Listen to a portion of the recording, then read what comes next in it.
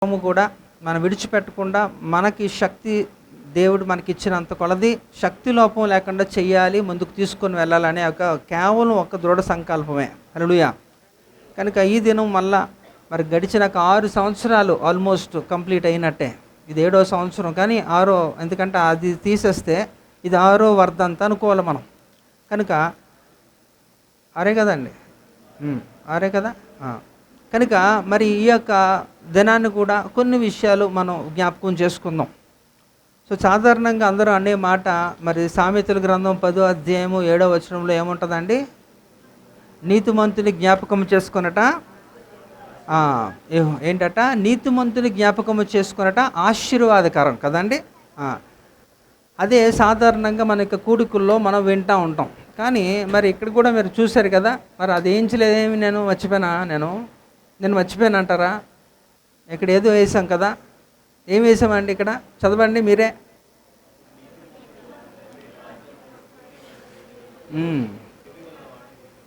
హల్లెలూయా, గట్టిగా కదా. అప్పుడు నీతిమంతులు తమ తండ్రి రాజ్యములో సూర్యుని వలె తేజరిల్లుదురు, చెవిగలవాడు వినడుగాక. మరి దేవునికి చూడండి, ఎప్పుడు కూడా సాదాసీదాగా ఇక్కడికి వచ్చేదో వాక్యం చెప్పి ఏదో 2 మొక్కలు చెప్పి వెళ్ళిపోయే వాళ్ళం కాదు ఇక్కడ. అలా అయితే ఇంకా చాలా ఉన్నాయి, అక్కడికి వెళ్ళండి మీరు.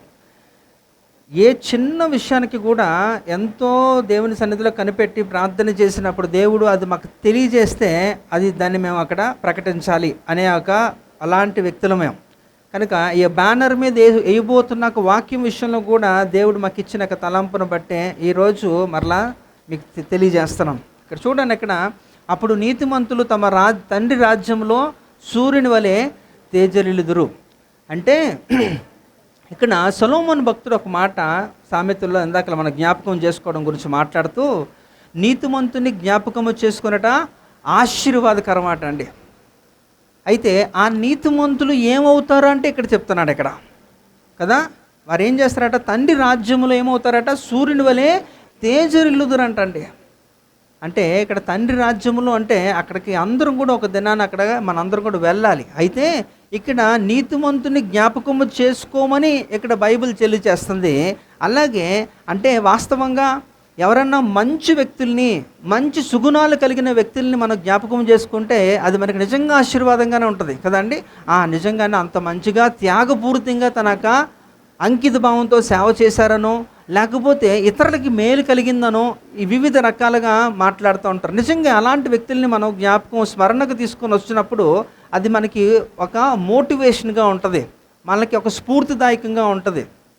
కానీ ఇక్కడ బైబిల్ గ్రంథంలో విచిత్రంగా ఒక మాట నేను చూపిస్తాను చూడండి. మనకు అందరికీ తెలిసినదే లూకాసు వార్త 17వ అధ్యాయంలో ఒకసారి కనుక గమనిస్తే, లూకాసు వార్త 17వ అధ్యాయము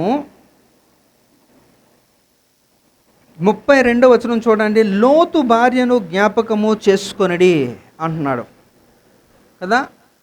ఎవరండి ఆవిడ? ఇక్కడ నేను ఇందాక చెప్పినాక సందర్భం ఏంటట? నీతిమంతుని జ్ఞాపకము చేసుకొనట ఆశీర్వాదకరం. అంటే ఎందుకు జ్ఞాపకం చేసుకోవాలి అంటే అది మనకి మేలు జరుగుతుంది, మనకి ఉత్తేజాన్ని ఇస్తుంది, ఇంకా స్ఫూర్తినిస్తుంది. మనం కూడా ఆ వ్యక్తి వల్ల చేయాలి అనే ఒక ఆలోచన కలుగుతుంది. మన ఆధ్యాత్మిక స్థితి కూడా అది పెంపొందించబడుతుంది ఒకవేళ అలాంటి ఒక మంచి వ్యక్తుల్ని స్మరణకు మనం తీసుకొని వస్తే. కానీ ఇప్పుడు నా ప్రశ్న, ఈ లూకాసు వార్త 17వ అధ్యాయం 32లో లోతు భార్యను జ్ఞాపకము చేసుకొనడి అంటే మరి ఎలా ఎందుకు చెప్తున్నాడు? ఇప్పుడు లోతు భార్య గురించి మనం మాట్లాడితే లోతు భార్య ఏమన్నా నీతిమంతురాలండి? చెప్పాలి మీరు. కాదా? కాదు. మరి ఎందుకు తన్నెందుకు జ్ఞాపకం చేసుకోవాలి? మనం జ్ఞాపకం చేసుకోవాల్సింది నీతిమంతులనే కదా. నీతిమంతులు జ్ఞాపకం చేసుకుంటే ఆశీర్వాదంగా అంట మనకి. కానీ లోతు భార్యని జ్ఞాపకం చేసుకోవడం వలన మనకు వచ్చేది ఏంటండి?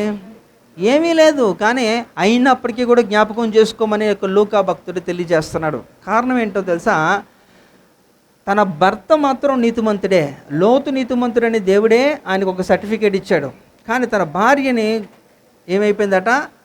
తన నీతిమంతురాలు కాదు, అయినప్పటికీ కూడా జ్ఞాపకం ఎందుకు చేసుకోమన్నాడంటే, ప్రతి విషయానికి కూడా మీరు ఎక్కడన్నా కూడా 2 గుంపులు కామన్గా ఉంటాయండి. 2 పద్ధతులు కామన్గా ఉంటాయి. రెండు మార్గాలు కూడా ఉంటాయి కదా, మంచి చెడు, జీవ మార్గము, మరణము. ఇంకా అన్నీ కూడా చీకటి వెలుగు అన్నీ రెండు ఆపోజిట్ డైరెక్షన్లోనే ఉంటాయి. మంచి చెడు అనేది కూడా ఉంటుంది. మరి అలాంటి క్రమంలో ఇక్కడ నీతిమంతుని జ్ఞాపకం చేసుకుంటే మనకు ఆశీర్వాదం వస్తుంది. కానీ అనీతిమంతుల్ని జ్ఞాపకం చేసుకుంటే, మీరు అదే వాక్యంలో మీరు చదివితే సామెతలు 10:7 కొనసాగింపుగా మరి చదవండి. నీతిమంతుని జ్ఞాపకము చేసుకున్నట్టు ఆశీర్వాదము, తర్వాత కంటిన్యూ చేయండి. చదవమ్మా. మైక్ ఇచ్చారా నీకు? సునంద ఆగు, మైక్ తీసుకో రే, ఆ మైక్ ఇచ్చే.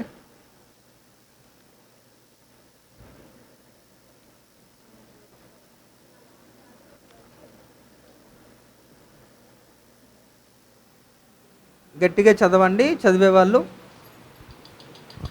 నీతిమంతుని జ్ఞాపకము చేసుకొనుట ఆశీర్వాదకరమగును, భక్తిహీనుల పేరు అసహ్యత పుట్టించును. మరి ఒక విధంగా చెప్పాలంటే మరి లోతు భార్య భక్తిహీనురాలే కదా, మరి దాన్ని ఎలా జ్ఞాపకం చేసుకోమంటున్నాడు?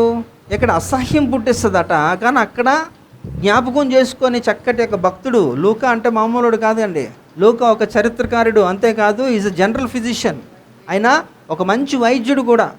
అలాంటి వ్యక్తే ఇలాంటి స్టేట్మెంట్ ఇస్తున్నాడంటే ఎందుకు జ్ఞాపకం చేసుకోవాలి? వీళ్ళని చేసుకుంటే మనకు కలిగేది ఏంటి అంటే ఆశీర్వాదం. కానీ అలాంటి అనీతిమంతులు భక్తిహీనుల్ని మనం జ్ఞాపకం చేసుకుంటే వచ్చేది ఏముంటుంది? నష్టమే, నాశనమే కదా. అయినా జ్ఞాపకం చేసుకో అంటే అలా జ్ఞాపకము చేసుకోవటం వలన కూడా నువ్వు సరవుతావని. తన గురించి మనం ఒకసారి అధ్యయనం చేయగలిగితే తను ఎలాంటిదండి? లోకాశలతో నిండిపోయింది. లోతు భార్య లోకాశలతో ఉంది తనంతా కూడా. సంపద ఏమైపోతుంది అని చెప్పి అంత క్లియర్గా దేవుడు తెలియజేసిన ఒక మాట ఏంటంటే, మీరు వెనక్కి తిరగద్దు అన్నాడు. వెనుకకు తిరగద్దంటే అలాగే చేసింది తను. వెనక్కి తిరిగింది, ఏమైపోయిందట? ఉప్పు స్తంభం అయిపోయిందట. నేటికి కూడా దాని ఛాయలు అన్నీ కూడా మనకి బిబ్లికల్ ఎవిడెన్సెస్ అన్నీ కూడా మనకు ఉన్నాయండి. అంటే అందరూ కూడా ఏమంటారంటే గతాన్ని తలుచుకోవద్దు, ఎందుకంటే గతం అంతా కూడా నీకేం మిగిల్చిందండి? బాధే మిగిల్చింది అని అంటారు సాధారణంగా కదా. కరెక్టే. ఎందుకంటే గతాన్ని తలుచుకుంటే నువ్వు ముందుకి కొనసాగలేవు, కృంగిపోతావు, ఇంకా కృషించిపోతావు. అయితే మరి ఇక్కడ ఎందుకు జ్ఞాపకం చేసుకోమంటున్నాడంటే కారణం ఏంటంటే, మీరు ఒక జీవితంలో అత్యధికంగా ముందుకు వెళ్ళిపోతున్నప్పుడు మీకు గర్వపడిపోతున్న సందర్భంలో కూడా మీ యొక్క ఫెయిల్యూర్స్ కూడా మీరు జ్ఞాపకం చేసుకోవాలి. అంటే మీరు ఉన్న స్థితి ఏంటి, మీరు ఏ స్థితి నుంచి ఏ స్థితికి వచ్చారో కూడా మీరు అనునిత్యము కూడా మీకు మస్తిష్కంలో ఉండాలి. అంతేగాని నాకు ఒకప్పుడు అలాగుంది కానీ ఇప్పుడు చాలా బాగున్నానని చెప్పి గర్వపడిపోతే ఏమవుతుందట? అందుకనే 16లో మళ్ళీ చెప్తున్నాడు సొలొమోను సామెతల్లో, గర్వానికి ముందు ఏం నడుస్తుందట? నాశనానికి ముందు గర్వం నడుస్తుందట. కనుక ఒకవేళ మీరు ఆలోచించండి, ఒకవేళ మీకు నాశనం అనేది తటస్థిస్తుంది, వస్తుంది, ఫెయిల్యూర్స్ వస్తున్నామంటే దానికి ముందు ఏదో క్రియ జరిగింది అనేది జ్ఞాపకం చేసుకోవాలి. కనుక ఎంత మాత్రమో కూడా మనం గర్వపడడానికి లేదు. అందు నిమిత్తం ఇక్కడ మీరు ఆలోచించవలసిన విషయం ఏంటంటే, నీతిమంతుని జ్ఞాపకము చేసుకున్నట్టు ఆశీర్వాదమే. కానీ ఆ ఆశీర్వాదం ఎలా వెళ్తుందంటే ఇలా వెళ్తుందటండి. ఆ నీతిమంతులు తమ తండ్రి రాజ్యంలో సూర్యుని వలె తేజరిల్లుతారటండి. అంటే నీతిమంతులు సాదాసీదాగా వాళ్ళు ఏదో చేయరు, కానీ వారు నీతిమంతులుగా, మరలా చెబుతున్నాను, మనుషులు నీతి దేవుని యొక్క నీతితో మురుకు గుడ్డల వలె పోల్చబడింది. యెషయా గ్రంథంలో ఆ ప్రవక్త చెప్తాడు. కనుక ఆయనతో మనం పోల్చుకుంటున్నప్పుడు మన నీతి అసలు సరిపోదు. అయితే గుర్తుపెట్టుకోవాల్సింది ఏంటంటే, మనుషులు మెప్పు కాదు, మనుషులు సర్టిఫై చేసేది కాదు, కానీ ఎవరు సర్టిఫై చేయాలి? మనల్ని దేవుడు చెయ్యాలి. ఇప్పుడు మనం మాట్లాడుకోబోతున్న వ్యక్తులు ఎవరైనా కూడా, అది నోవా అవ్వచ్చు, లోత్ అవ్వచ్చు, అబ్రహాం అవ్వచ్చు, ఇలాంటి అనేక బైబిల్ లెజెండ్స్ ఎవరైతే ఉన్నారో వీరంతా కూడా దేవుని చేత నీతిమంతులుగా పిలువబడిన వారు. హల్లెలూయా. అంతే కదండి. వారికి వారే సర్టిఫై చేసుకున్నారా? ఐఎమ్ రైచియస్ అని ఎవడు చెప్పలేడు. వాస్తవంగా చెప్పాలంటే రోమపత్రిక 3వ అధ్యాయము 10-11 ఏముందట? నీతిమంతుడు లేడు, ఒక్కడునూ లేడు, అందరూ త్రోవ తప్పి పనికి మాలిన వారైపోతున్నారట. మరి ఆ లెక్కను చూసుకుంటే మరి how can they are called as righteous people? వారు ఎలా నీతిమంతులుగా పిలువబడుతున్నారు? దానికి కొన్ని నియమ నిబంధనలు ఉన్నాయి. అయితే అవన్నీ నేను మాట్లాడదలుచుకోవట్లేదు ఈరోజు. కానీ ఈరోజు మనం ఆలోచించాలి ఏంటంటే, మన యొక్క దైవజనుడు ఎవరైతే ఈ యొక్క వ్యవస్థాపకులుగా ఇన్ని సంవత్సరాలు ఇక్కడ గొప్ప పరిచర్య జరిగించి మీలో కూడా ఆ మార్పును తీసుకొని రావడానికి ఆయన ఎంత కష్టపడ్డారో, త్యాగం చేశారో ఆ వ్యక్తి గురించి నేను మాట్లాడుతున్నాను. అందుకే అడిగాను, ఆ వ్యక్తి వలన ఎంతమంది ప్రభావితం అయ్యారు, మీ యొక్క చీకటి జీవితాన్ని విడిచిపెట్టి యొక్క వెలుగులోకి వచ్చి రక్షణని సంపూర్ణం చేసుకొని ముందుకు కొనసాగడానికి, ఒక స్ఫూర్తిగా ఉండడానికి ఆయన మీలో ఒక ఇంపాక్ట్ చూపించారా, మీ మీద ప్రభావం చూపించారా అంటే అవును అన్నారు. సంతోషం అంతవరకు. కానీ అది ఆ రోజుతోనే అయిపోయింది అనుకుంటున్నాను. అది కొనసాగితే మీరు భయభక్తులు కలిగి శ్రద్ధాభక్తులతో ఇంకా ఎక్కువగా చేస్తారు కదా. చిన్న చిన్న విషయాల్లోనే మీరు తప్పిపోతున్నారు, చేయలేనప్పుడు పెద్ద విషయాల్లో నేనేం ఎక్స్పెక్ట్ చేయగలను? బాధ్యత కలిగి మనం ప్రవర్తించాలి కదండి. భక్తి విషయంలో మరీ ఎక్కువ భక్తి చేయాలి. ఆ పూర్వం ఎప్పుడో ఒకప్పుడు చేశానంటే అంటే ఇప్పుడు చేయట్లేదనే కదా అర్థం. ఒకప్పుడు సూపర్ అండి అంటే ఇప్పుడు ఏంటి? కనుక ఆ కన్సిస్టెన్సీ అనేది మనం మెయింటైన్ చేయగలగాలి. ప్రతిరోజు కూడా మనల్ని పరిశీలన చేసుకోవాలి. కనుక అలాగే ఎప్పుడైతే చూడండి, అందుకే నేను నీతిమంతుల గురించి ఎన్నో మాటలు ఉన్న బైబిల్లో మనం మాట్లాడడానికి సమయం సరిపోదు. అవన్నీ కూడా మీరు తెలుసుకోవాలంటే నిజంగా మీరు అందరూ కూడా సమయానికి రాగలిగితే విస్తారమైన ఆత్మీయంగా మనం సంతృప్తి చెందిన తర్వాత శారీరకంగా మనం బలపడదాం కదా. కానీ ఇప్పుడు మీరు అర్థం పర్థం అనమాట, సగం సగం అయిపోతుంది ఇక్కడ. ఆత్మీయంగా మీరు పూర్తి స్థాయిలో మీరు బలం పొందుకోకుండా శారీరకంగా బలం పొందుకుంటే ఉపయోగం పెద్దగా ప్రయోజనం ఏమి ఉండదండి. కనుక మనం ఆలోచించాలి. నీతిమంతులు ఏటట తండ్రి రాజ్యంలో సూర్యుని వలె తేజరిల్లుతారట అండి. అయితే అందుకే అక్కడ చెప్తున్నాడు, చెవిగలవాడు వినుడుగాక. ఈ వాక్యం ఎంతమందికి తెలుసో నాకు తెలియదు, కానీ దేవుడు మాకు తెలియజేసిన సత్యం ఏంటంటే, ఇక్కడ మనందరం కూడా ఒక దినాన్న మనం నీతిమంతులుగా మార్చబలితే తప్ప తండ్రి రాజ్యంలోకి ప్రవేశం ఉండదు. ఖచ్చితంగా మనము నీతిమంతులు కావాలి. అందుకని కీర్తనకారుడు చాలా చక్కగా 37వ కీర్తనలో ఎంత అద్భుతంగా తెలియజేస్తారని, ఎన్ని మంచి వాగ్దానాల్లో మీరు కానీ చదవగలిగితే కీర్తన 37లో మీరు చదవండి. 7వ వచనం 5వ వచనం చదవండి.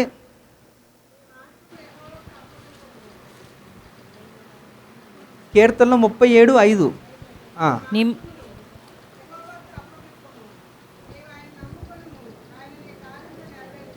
మన మార్గములను ఆయనకు అప్పగించుకున్నా. మీరు మైక్ ఉంది కదా, నీకు చదువు గట్టిగా. ఎందుకంటే వాళ్ళు చదువుతున్నారు బాగుంది, కానీ ఇట్ వాజ్ రికార్డింగ్ కదా. మార్గమును యెహోవాకు అప్పగింపుము, నీవు ఆయనను నమ్ముకొనుము, ఆయన నీ కార్యము నెరవేర్చును. ఇప్పుడు మన ప్రయాస అంతా అదే కదా. మనకు ఒక పెద్ద లిస్ట్ ఉంటుంది, మన కార్యములు మనం సఫలీకృతం చేసుకోవాలి. అందుకే అంటారు కార్యం మీద కన్నట. అవునండి, అవునా? అంటే పని మీదే అనమాట. వర్క్ హాలిక్ అంటారు అన్నమాట. కార్యం మీదే కన్ను అనమాట. ఆ పనులు అయిపోవాలి ముందు, అంతే. అలాగా. కానీ ఎలా అయిపోతాయి? ఇక్కడ నీ కార్యములను సఫలీకృతం చేయాలంటే నువ్వు ఆయనకి అప్పగించుకోవాలట. అయితే నీతిమంతులకు ఇవ్వబడిన వాగ్దానం. ఎందుకంటే నీతిమంతులు అయితే వారు ఏం చేస్తారంటే వారు తమ మార్గములను దేవునికి అప్పగించుకుంటారట. అందు నిమిత్తము వారి అనేక శ్రమలు కష్టములు ఎదుర్కొన్నప్పటికీ కూడా వారి మార్గములు తప్పిపోవు. అందుకే 7లో కూడా మీరు చూడండి, వారు ఏం చేస్తారట, నిరీక్షణ కలిగి దేవుని కొరకు కనిపెడతారట అండి వాళ్ళు. ఇది ఎవరు యొక్క జీవితంలో ఇది నెరవేర్పు జరిగింది. ఇది అవుట్ ఆఫ్ ఎక్స్పీరియన్స్ చెప్తున్నాడు దావీదు గారు. తన సహజంగా తన జీవితంలో ఎదుర్కొన్న అనుభవాలు అన్నీ కూడా. అందుకే ఆయన చెబుతున్నమాట, యెహోవా కొరకు కనిపెట్టేవారు ఏం చేస్తారట, నూతన బలం కాదు. అది యెషయా గ్రంథం ఇక్కడ 37:7 చూడు. యెహోవా ఎదుట మౌనముగా నుండి ఆయన కొరకు కనిపెట్టుకొనుము, తన మార్గమున వర్ధిల్లు వాన్ని చూచి వ్యసనపడకము. అలాగే అమ్మ ఒక్క నిమిషం 17-18 కూడా చదువు. కీర్తనలో 17-18 కూడా.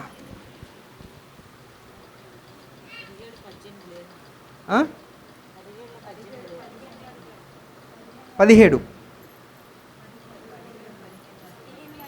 15 సరే చదువు. 15 చదువు. నేనైతే నీతి గలవాడనై నీ ముఖ దర్శనము చేసేదను, నేను మేల్కొనున్నప్పుడు నీ స్వరూప దర్శనముతో నా ఆశను తీర్చుకొందును. ఇక్కడ కూడా చూడండి, దేవుని యొక్క ముఖ దర్శనం ఆయన చేస్తాడట. నీతి కలిగిన వారట దేవుని యొక్క ముఖ దర్శనం చేస్తారట.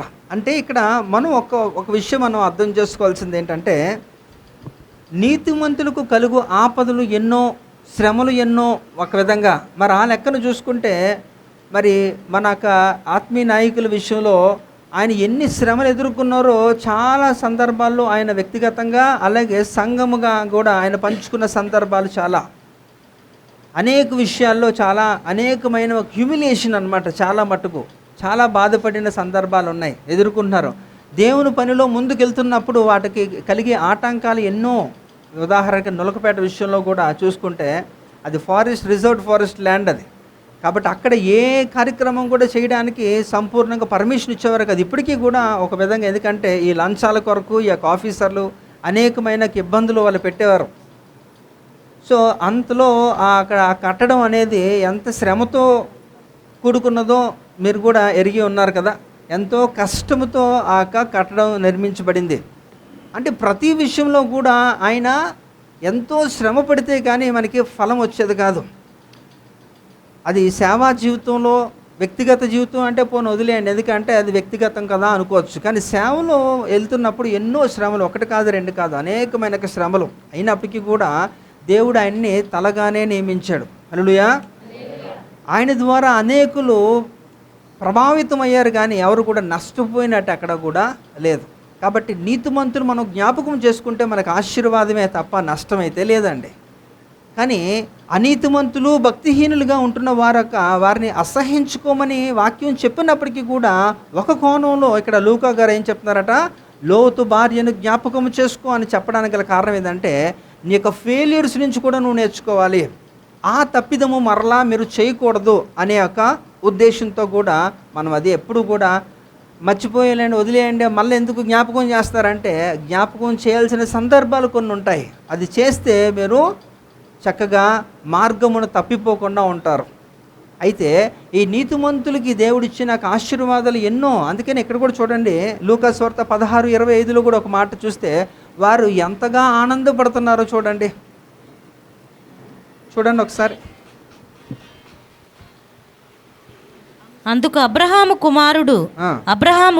కుమారుడా, నీవు నీ జీవిత కాలమందు నీకిష్టమైనట్టు సుఖము అనుభవించితివి, అలాగుననే లాజరు కష్టము అనుభవించనని జ్ఞాపకము చేసుకొనుము. ఇప్పుడైతే వాడు ఇక్కడ నెమ్మది పొందుచున్నాడు, నీవు యాతన పడుచున్నావు. చాలా నీతిమంతులట నెమ్మది పొందుతారట అండి, సమాధానంలో ఉంటారంట. వారికి ఒక ప్రత్యేకమైన స్థలము సేకరించబడుతుంది. వారు ఏం చేస్తారట, వారు చాలా ఆనందభరితంగా ఉంటారట నీతిమంతులు. అయితే అది ఎక్కడ స్థలం అంటే తండ్రి దగ్గర. అందుకనే కదా ఎక్కడ మరలా చెప్తాను చూడ, తమ తండ్రి రాజ్యములో సూర్యుని వలె తేజరిల్లుతారంట. ఈ నీతిమంతులు అనబడిన వారికి దేవుడిచ్చిన ఒక గొప్ప వాగ్దానం ఏంటంటే, ఒక స్థిరమైన నివాసం ఇవ్వబడుతుంది వాళ్ళకి. వారు ఎప్పుడు కూడా అక్కడ నెమ్మది పొందుతారట, చాలా సంతోషంగా సమాధానంగా ఉంటారట. అయితే మీరు ఆ స్థలానికి వెళ్ళాలంటే ఈ మరణం అనేది అందరికీ కూడా సంక్రమిస్తుంది. కానీ మరణాన్ని దాటుకొని వెళ్ళేది ఎవరు అంటే కూడా ఆ నీతిమంతుల జాబితాలో ఉంటేనే మనం మరణాన్ని దాటగలుగుతాం. లేకపోతే మరణములోనే ఆగిపోవాల్సి వస్తుంది. మరి రీసెంట్ వర్తమానాల్లో కూడా మీరు కానీ గమనిస్తే యోర్దాను గురించి మనం మాట్లాడుకున్నాం. యోర్దాన్ అంటే అది మరణమని, దిగువకు పోయేదని మనం మాట్లాడుకున్నాం. ఆహార విషయాల్లో ఎలాంటి ఆహారం మనం తింటే మనం శక్తిమంతులుగా ఉంటాము, యోర్దానుని దాటడానికి ఎవరు అర్హులు అనేది కొన్ని యొక్క విషయాలు మనం విన్నాం, నేర్చుకున్నాం. కనుక అక్కడ నీతిమంతులుగా ఉంటున్న వారు నిరంతరము కూడా ఏం చేయాలట, వారు దేవునికి ఎప్పుడు కూడా ఎల్లవేళలో కూడా వారికి ఒక మంచి సహవాసులు ఉండాలట. వారికి ఎన్ని ఇబ్బందులు ఉన్నా, ఎన్ని శ్రమలు ఎన్నో వచ్చినప్పటికీ కూడా నీతిమంతులుగా దేవుని చేత మనం పిలువబడితే మాత్రం మన పరిస్థితి వేరుంటుందట. తండ్రి రాజ్యంలో మనం సూర్యుని వలె తేజరిల్లే పరిస్థితి దేవుడు మనకి తీసుకొస్తాడు. అయితే ఇక్కడ చూద్దాం, ఇక్కడ ప్రసంగి గ్రంథకర్త అయిన సొలొమోను ఒక మాట తెలియజేస్తున్నాడు చూడండి. 6వ అధ్యాయము 12వ వచనం, ప్రసంగి గ్రంథం 6వ అధ్యాయము 12వ వచనం చూద్దాం.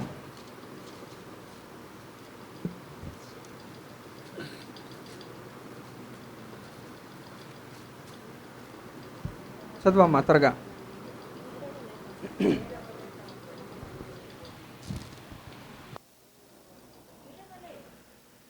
నీడవలే తమ దినములన్నీయు వ్యర్థముగా గడుపుకొని మనుష్యుల బ్రతుకునందు ఏది వారికి క్షేమకరమైనదో ఎవరికి తెలియను. వారు పోయిన తర్వాత ఏమి సంభవించునో వారితో ఎవరు చెప్పగలరు? కదా, వారు పోయిన తర్వాత అవునండి, వారి పోయిన తర్వాత వారికి ఏమి సంభవించును ఎవరు చెప్పగలరు? ఎవరు పోవడం అండి? ఎక్కడికి పోవడం అండి? ఎవరు పోతారటి అంటే దాని అర్థం ఏంటి? మరణము తర్వాత మనకు తెలియదు అని. మరణానికి తారతమ్యం లేదు, వయసుతో భేదం లేదు, లింగ భేదము కూడా లేదు. ఎవరినన్నా సరే ఆ మరణము కబలిస్తుంది, తీసుకొని పోతుంది కదా. అయితే తీసుకొని వెళ్ళిపోయిన తర్వాత ఆ వ్యక్తికట తెలియదంట ఏం జరుగుతుందో తర్వాత ఏంటి. అందుకనే లైఫ్ ఆఫ్టర్ డెత్ అంటే క్వశ్చన్ మార్క్. ఏ ఇతర మత గ్రంథాలు కూడా అంత క్లారిటీగా చెప్పట్లేదండి. మరణం తర్వాత ఏం సంభవిస్తుందంటే ఎవరు కూడా సరిగ్గా చెప్పలేరు. కానీ క్రైస్తవులకి చక్కటి భరోసా దేవుడు మనకి ఇచ్చాడు కదండి. మీరు అన్యుల వలె మీరు దుఃఖించొద్దు, మీకు అది తెలియకపోవడం అనేది నాకు చాలా బాధ అంటున్నాడు దశలోనిక పత్రికలో అపోస్తలుడు పౌలు గారు కదా. అందు నిమిత్తం మనం ఆలోచించాలి ఏంటంటే ఇక మరణం అనేది ఎంతో బలమైనది, ఎవరినన్నా సరే అది తీసుకొని పోతుంది అనడానికి. మరి అదే కోణంలో మరి ఆయన కూడా మన మధ్యలో లేకపోయినప్పటికీ కూడా మనం ఈ రోజుకి కూడా ప్రభావితం అయిపోయిన మనము ఈ రోజుకి కూడా ఇంకనూ మనకు ఆ నిరీక్షణతో కొనసాగుతున్న విశ్వాసంలో కొనసాగలుగుతున్నామంటే దేవుడు మనకిచ్చినాక ఆ నిరీక్షణ, ఆ విశ్వాసము, ఆ మాటలు ఆదరణ కలిగించేవి. ఎందుకంటే ఒక దినాన నేను కూడా ఆ స్థలానికి వెళ్తాను అనే ఆశ ఉందండి మీ అందరికీ కూడా ఉందా లేదా? ఉంటుంది, ఉండాలి కూడా. క్రైస్తత్వంలోనే ప్రధానమైనవి అవి మనకి కోర్ వాల్యూస్ అంటారన్నమాట. ఇవి చాలా ప్రాముఖ్యమైనవి. అన్యుల వలె మీరు ఉండొద్దు అంటే అన్యులకి మనకి చాలా వ్యత్యాసం ఉంది. మనుషులే మనందరం కూడా ఆరు చనిపోతారు, మనము చనిపోతాం. కానీ మనకున్న ఒక గొప్ప నిరీక్షణ, ఒక దినాన్న నా తండ్రి రాజ్యంలో నేను సూర్యుని వలె తేజరిల్లుతాను అనే ఒక నిరీక్షణలోకి మనం వెళ్ళాలి కదా. కాబట్టి ఇక్కడ మనం చూద్దాం, ఇక్కడ సొలొమోను యొక్క మాటలు 2900 సంవత్సరాల క్రీస్తుకు పూర్వం అయిన ఈ యొక్క అమూల్యమైన సత్యాలు తెలియజేస్తున్నాడు. వారు పోయిన తర్వాత ఏమి సంభవించునో వారితో ఎవరు చెప్పగలరు అంటున్నారు. ఎవరు కూడా చెప్పలేరు. మరణం అంటేనే ఒకసారి ఏంటంటే జీవోత్సవంలాగా ఉండేది. అంటే మనిషి అసలు కదలికలు ఏమీ లేకుండా, అవయవాలు ఏమీ పని చేయకుండా అలా నిర్జీవంగా అలా ఉండిపోయేదే మరణం కదా. అలాంటి ఒక స్థానంలో ఉంటున్నప్పుడు అంటారన్నమాట, ఇతడు మరణించాడని. ఇతడు విచిత్రం ఏంటంటే వాళ్ళ అన్న మాట ఎలాగుంటుందంటే ఇతడు ఇక లేడు. లేపడం ఏంటి? కళ్ళ ముందే కనబడుతున్నాడు కదా, అవునా కదా? ఆయన లేరండి అంటారు ఎదురుగానే అక్కడ పడుకొని ఉంటే.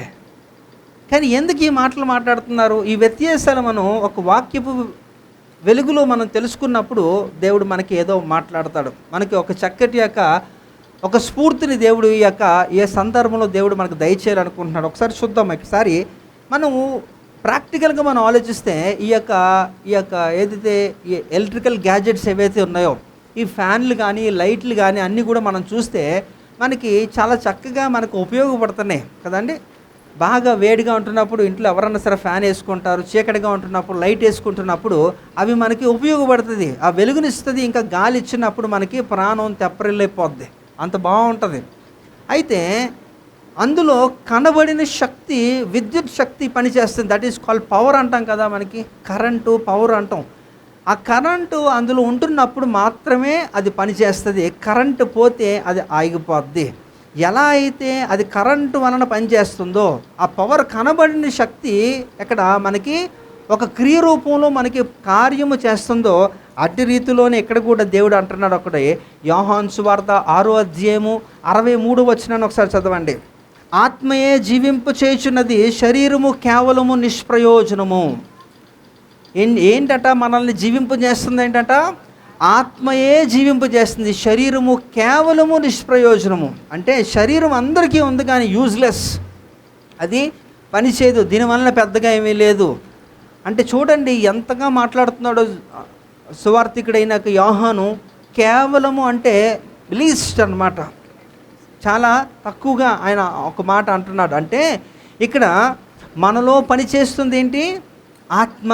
ఎలా అయితే ఈ యొక్క ఫ్యాన్లలో ఈ యొక్క లైట్లలో విద్యుత్ శక్తి ఎలాగైతే వస్తుందో దాని ద్వారా అవి పనిచేయడం మొదలు పెడుతున్నాయో, ఒకసారి పవర్ పోతే ఎంత చక్కగా గాలి ఇచ్చేది, ఎంత చక్కగా వెలిగిచ్చేవి కూడా అవి అలా స్టిల్ అలా ఉండిపోతాయి. దానివల్ల ఏం ఉపయోగం ఉండదు. అందులో మళ్ళీ ఏం ప్రవేశింప చేయాలి? కరెంటు వెళ్తేనే అది పనిచేస్తుంది. అలాగే ఇక్కడ మనుషులుగా బ్రతుకుతున్న మనందరిలో కూడా ఆత్మ అనేది చాలా ప్రధానమైన స్థానం. అందుకే ఆత్మయే జీవింపజేస్తున్నది. శరీరము కేవలము నిష్ప్రయోజనమే, పనిచేయదు. కనుక అలాంటి యొక్క ఆత్మని ఎందుకు మీరు నిర్లక్ష్యం చేస్తున్నారు అనేది ఒకసారి మనం ఆలోచించాలి. కాబట్టి అయితే ఇంకా మనం తెలుసుకోవాల్సిన విషయం ఏంటంటే విలువైనవి అన్నీ కూడా దేవుడు ఏం చేస్తారంటే, ఇప్పుడు మనకి ప్రాణాత్మ శరీరములు కదా, అవునా కదా? మీరు ఆ మూడింటిని ఇప్పుడు చూపించండి ఒకసారి నాకు. నేను అన్నది అది అర్థమైందండి. ప్రాణాత్మ శరీరములు అంటే ప్రాణము, ఆత్మ. చూపించండి మూడు కూడా. మిగతావి ఏవి ఎక్కడ దాసారు? ఇంట్లో పెట్టారా? లోపలే ఉన్నాయా? లోపలే ఉండాలి కూడా. అంటే విలువైనవి ఎప్పుడు కూడా లోపలే పెడతాడు దేవుడు. ఇప్పుడు కూడా మీరు చూడండి, ప్రకృతి సహజ సిద్ధంగా ఉంటున్న వనరులు ఏవైతే ఉన్నాయో, లోహాలుగా ఇప్పుడు మనం పిలువబడుతున్న గోల్డ్, సిల్వర్, ఈ ఐరన్, ఇవన్నీ కూడా ప్రకృతిలో భూమి లోపలే ఉంటాయి. అవి తవ్వగా మీకు కనబడతాయి కదండి. కాబట్టి అంటే విలువైనవి అన్నీ కూడా దేవుడు లోపలే ఉంచాడు. ఆత్మ కూడా లోపలే ఉంది, ప్రాణము లోపలే ఉంది. ఈ యొక్క విలువైన అవయవాలన్నీ కూడా లోపలే దేవుడు అమర్చాడు. ఇవన్నీ కూడా కారణం ఏంటంటే అవి ఎంతో విలువైనవిగా ఉన్నాయి కాబట్టి. అంటే ఇక్కడ కూడా మనం కూడా ఆ ఆత్మని లోపల ఉంటున్నప్పుడు దాన్ని ఏం చేయాలి? అది ఎంతో విలువైనదిగా గొప్పగా దేవుడు ఎంచాడు కాబట్టి దాన్ని ఏం చేయాలట? మనం చాలా జాగ్రత్తగా కాపాడుకోవాలి. అందుకనే దేవుడు అంటాడనమాట, రక్షణ దేనికి సంబంధించిందండి? రక్షణ దేనికి సంబంధించింది? శరీరానికా? కాదే, ఆత్మకే. ఇప్పుడు మనం ఏమైతే విలువైనదిగా మనం భావిస్తున్నామో ఇక్కడ దేవుడు చెబుతున్నవన్నీ కూడా వాటికే ఆపాదించాలి. అందుకనే ఫిలిప్పీ రాసిన పత్రిక 2వ అధ్యాయము 12వ వచనంలో కూడా దేవుడు ఏమంటాట? మీ సొంత రక్షణను భయముతోనూ వణుకుతోనూ కొనసాగించుకొనడి అంటున్నాడు దేవుడు. కాబట్టి ఇవన్నీ కూడా మనం ఆలోచించాలి. అసలు ఆత్మ అంటే ఏంటి అంటే ఇక్కడ ఒక చిన్న వ్యత్యాసం గమనించాలి. ఆత్మ వేరు, శరీరం వేరు కదండి. ఆత్మ వేరు, శరీరం వేరు, రెండు ఒకటి కాదు. ఇప్పుడు ఎగ్జాంపుల్ చెప్తాను చూడండి. నా ఇల్లు, నా పొలం, నా బండి అంటారు, కానీ ఇక్కడ నేను వేరు, ఇల్లు వేరు, అవునా కదా? నా ఇల్లు అంటే ఇల్లు నువ్వు ఒకటేనా? నీది, నువ్వు నివసిస్తున్న ఇల్లు, బండి నీది, పొలం నీది.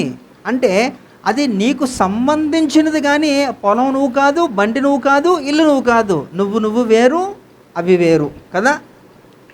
అంటే వ్యత్యాసాన్ని మీరు గమనించండి. ఆ వ్యత్యాసాన్ని గమనిస్తే అందుకని ఇక్కడ చూడండి, ఆత్మ వేరు, శరీరం వేరు అంటున్నాడు. రోమపత్రిక 7వ అధ్యాయంలో ఒక మాట ఉంటుంది చూడండి. 18వ వచనం చూస్తే రోమా 7:18 అపోస్తలుడు పౌలు గారు మాటలు ఎంత చక్కగా ఉంటాయో చూడండి. చదవండి. నా యందు అనగా నా శరీరమందు మంచిది ఏదియు నివసింపదని నేను ఎరుగుదును, మేలైనది చేయవలనను కోరిక నాకు కలుగుచున్నది, కానీ దానిని చేయుట నాకు కలుగుటలేదు. నేను చేయగోరు మేలు చేయక చేయగోరని కీడు చేయుచున్నాను. అయితే ఇక్కడ చూడండి, నా యందు అంటున్నాడు. ఇక్కడ నా శరీరం అనలే కదా. కారణం ఏంటంటే ఇక్కడ శరీరం అందు అంటున్నాడు. అంటే నేనున్న శరీరము, నేను అంటే అది ఆత్మ. నేను వెళ్ళిపోతానండి అంటారు చాలా. అంటే మనం మాట్లాడుతున్నప్పుడు అంతా కూడా నేను అనే దాన్ని మీరు దాన్ని ఎలా తీసుకుంటున్నారంటే మీరంతా అనుకుంటున్నారు, కానీ అది వ్యత్యాసం వేరు. శరీరం వేరు, ఆత్మ వేరు అంటున్నప్పుడు ఇక్కడ కూడా అదే ఒక క్లారిటీ ఇస్తున్నాడు. ఆ డిఫరెన్స్ మనం తెలుసుకోవాలి. నేను అంటున్నప్పుడు అది నువ్వు కాదు, నీలో నివసిస్తున్న ఆత్మ. ఇప్పుడు కూడా నేను మాట్లాడుతున్నాను, మీరు వింటున్నారు. క్రియకి ప్రతిచర్య జరుగుతూ ఉంటుంది. సమాధానం చెప్పమన్నప్పుడు సమాధానం చెప్తారు, లెగుస్తారు. ఇవన్నీ కూడా బయట మాత్రమే. అంటే మనం ఒక పప్పెట్స్ లాంటి వాళ్ళం. ఒక బొమ్మల్లాంటోలం, మనల్ని లోపల మాట్లాడిస్తున్నది ఆత్మే. అందుకనే ఇక్కడ ఆయన అలా చెప్తున్నాడు ఏంటంట, ఆత్మయే జీవింపజేయుచున్నది, శరీరము కేవలము నిష్ప్రయోజనము. అంటే మిమ్మల్ని చేసిన జ్ఞాని అంటే వాటన్నిటిని కూడా ఒకలాగా అమర్చాడు. కనబడేది ఒకటే కానీ అందులో 3 ఉంటాయి. ఈ యొక్క వ్యత్యాసాన్ని గమనించుకోలేని వారు, వాళ్ళకి ఆత్మ విలువ తెలియదు.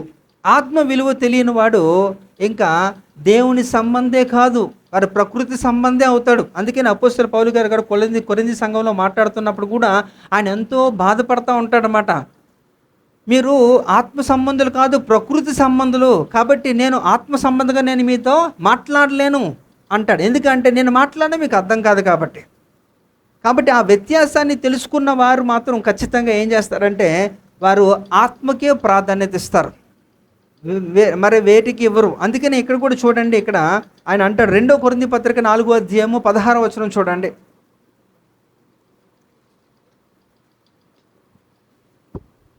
కావున మేము అధైర్యపడము, మా బాహ్య పురుషుడు కృషించినను ఆంతర్య పురుషుడు దినదినము నూతన పరచబడుచున్నాడు. మేము దృశ్యమైన వాటిని చూడక అదృశ్యమైన వాటినే నిదానించి చూచుచున్నాము గనుక క్షణమాత్రముండి మా చులకని శ్రమ మా కొరకు అంతకంతకు ఎక్కువగా నిత్యమైన మహిమ భారముగా కలగజేయుచున్నది. ఏలయనగా అంటే ఇక్కడ ఏంటంటే అపోస్తలుడైన పౌలు గారు తెలియజేస్తున్నది ఏంటంటే,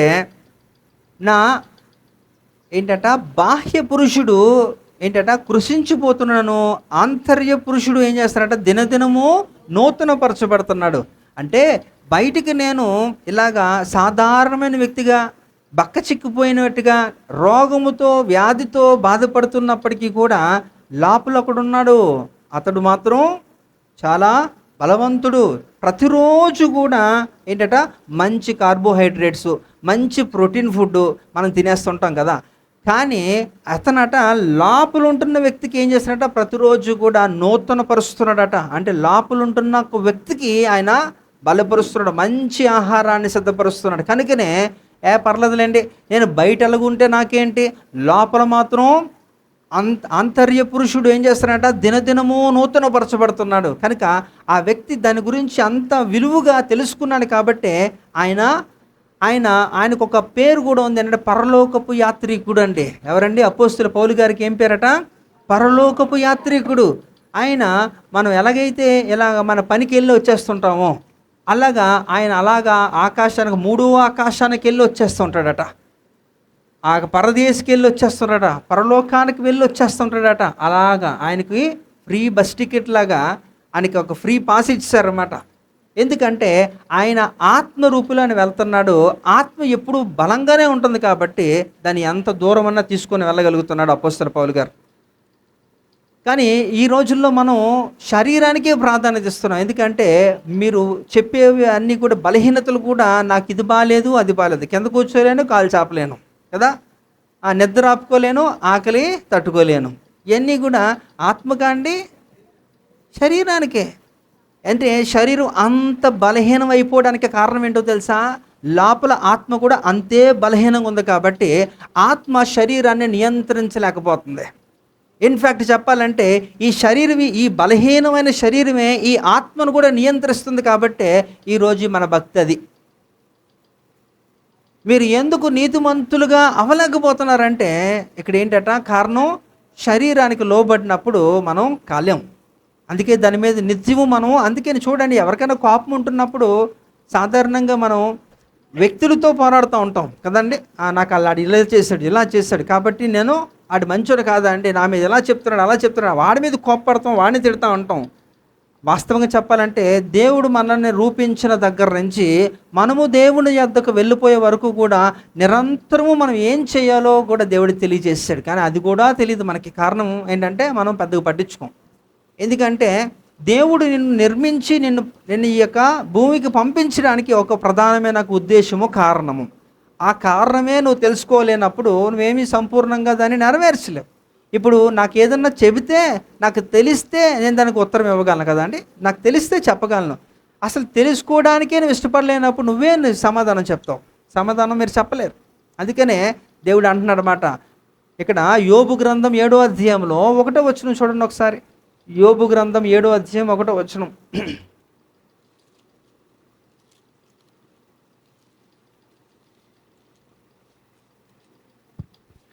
భూమి మీద నరుల కాలము భూమి మీద నరుల కాలము యుద్ధ కాలము కాదా? యుద్ధ కాలము కాదా? చాలమ్మా. భూమి మీద నరుల కాలము యుద్ధ కాలము కాదా అంటే దాని అర్థం ఏంటంటే ప్రతిరోజు కూడా మీరు యుద్ధం చేయాలి. ఎవడి మీద అండి? పక్కింటోడి మీద, ఎదురింటోడి మీద, మీ ఇంట్లో మీ యొక్క భార్య మీద, పిల్లల మీద. ఇదండి యుద్ధం. ఇదేనా? భలే దొరికింది నాకు పాయింట్, భలే చెప్పారండి. ఇదే అదునుగా చూసుకొని ఇంకా మా ఆవిడకు ఉంటుంది ఇంకా. అదేనా? అది కాదు కదా. యుద్ధం ఏంటంటే ఎవరితోనే శరీరులతో కాదు కదా. అందుకని ఎఫెసీ రాసిన పత్రిక 6:12 కూడా అపోస్తలుల పౌలు గారు తెలియజేస్తున్నారు ఒక క్లారిటీ. చదవాలి. ఇవన్నీ కూడా కంటతో వచ్చేయాలి కదా మీకు. మనము పోరాడునది శరీరులతో కాదు గాని ప్రధానులతోనూ అధికారులతోనూ ప్రస్తుత అంధకార సంబంధులకు లోకనాథులతోనూ ఆకాశ మండలమందున దురాత్మల సమూహములతోనూ పోరాడుచున్నాము కదండి. అంటే మనం శరీరులతో యుద్ధం కాదు బాబు, మనం పోరాడాల్సింది ఎవరితోని?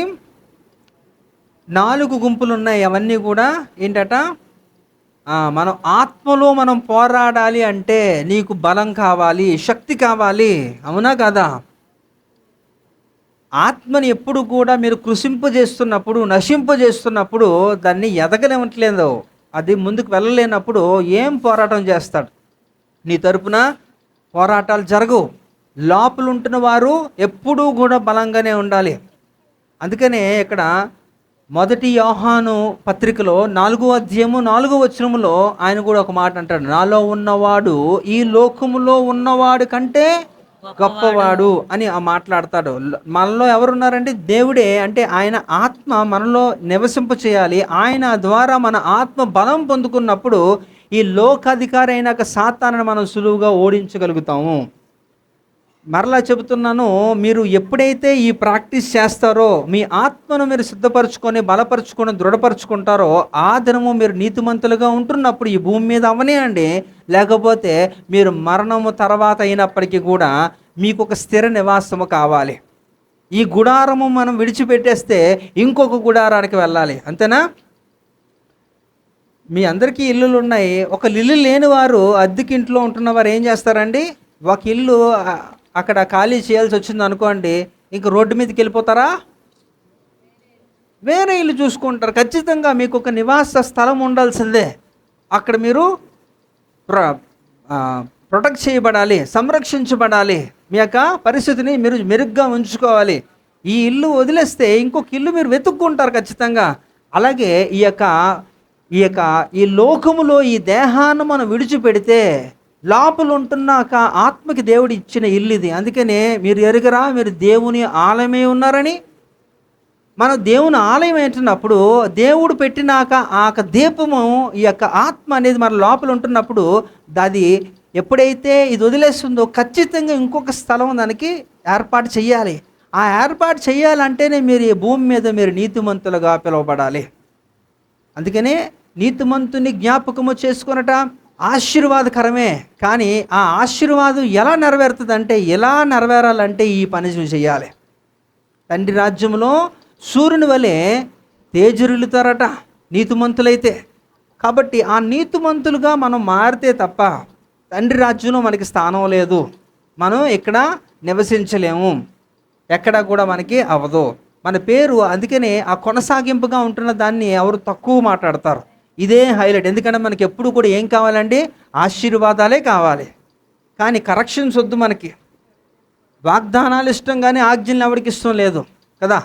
కానీ ఇక్కడ దావీదు భక్తుడు ఎప్పుడు కోరుకుంటుంది ఏంటట? నీ ఆజ్ఞ నన్ను ఏం చేస్తుందట? తప్పిపోకుండా మంచి మార్గంలో ఉండడానికి నన్ను నడిపిస్తుంది అంటాడు. అందుకని ఇక్కడ మీరు గమనించండి, చెవి గలవాడు వినుగాక. ఎందుకు అంతగా చెప్తున్నాడంటే, అందరికీ చెవులున్నాయి కానీ ఎంతమంది వింటున్నారు, ఎంతమంది తీసుకుంటున్నారు, ఎంతమంది వారి జీవితంలో ఇది అన్వయింప చేసుకోవడానికి ఇష్టపడుతున్నారో ఆలోచించాలి. కనుక ఒక ఉదాహరణ మనం కానీ చూస్తే, ఎవరన్నా సరే మీకు కాల్ చేసినప్పుడు, మీరు జర్నీలో ఉంటున్నప్పుడు, నేను బస్సులో ఉన్నాను, కార్లో ఉన్నాను, ట్రైన్లో ఉన్నాను అనేసి మీరు చెప్తా ఉంటారు. ఎవరు? మీరు. నేను అంటారు. నేను కారులో ప్రయాణం చేస్తున్నాను అంటే దాని అర్థం ఏంటండి? నేను వెళ్ళిపోతున్నాను అనేనా? అంతేనా? నేను అంటే అక్కడ ఏంటంటే, ఇక్కడ ఇందాకలు చెప్పిన వ్యత్యాసం, ఆత్మ వేరు శరీరం వేరు అంటున్నప్పుడు, ఆత్మ శరీరం ఒకటి కాదని మీరు ఎలాగైతే నిర్ధారిస్తున్నారో అదే రీతిలో ఇది కూడా. నేను కారులో వెళ్ళిపోతున్నాను, లేకపోతే బస్సులో వెళ్తున్నాను, ట్రైన్లో వెళ్తున్నాను అంటున్నప్పుడు మీరు గుర్తుపెట్టుకోండి, అది మీరు అయిపోరు. బస్సు మీరు అవ్వరు. బస్సు వేరు, మీరు వేరు. మీరు అందులో ప్రయాణం చేస్తున్నారు. ఆత్మ మీలో ఉంటుంది, కానీ మీరు వేరు. అందుకనే నా యందు నివసిస్తున్నది అంటాడు ఆయన. నేను అంటాం మనం అలా మాట్లాడుతున్నప్పుడు మీరు గమనించండి, ఎప్పుడు కూడా మీరు ఒక సపరేట్ వ్యక్తిని మనం చూపించాలి. ఆత్మనే మనం చూపిస్తూ ఉండాలి. అందుకే నేను చూడండి, ఒక మాట చూపిస్తాను. దానియేలు గ్రంథం 7వ అధ్యాయము 17వ వచనం చూడండి.